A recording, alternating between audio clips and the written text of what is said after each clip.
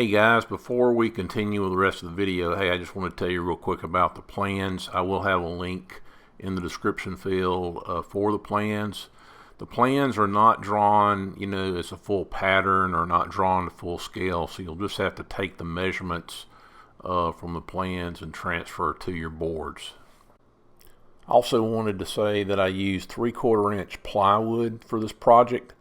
And mine is not external. I ended up using about 5 or 6 layers of spar urethane. Built the chair back in 2016, so it's about 6 years old. I keep mine outside on the front porch. It is under a cover, but it's held up very well considering it's made out of plywood. Now, if you're going to put this outside, exposing it to the weather and the rain, I would highly recommend using an external plywood. If you like the video so far, please give it a like and please consider subscribing to my channel.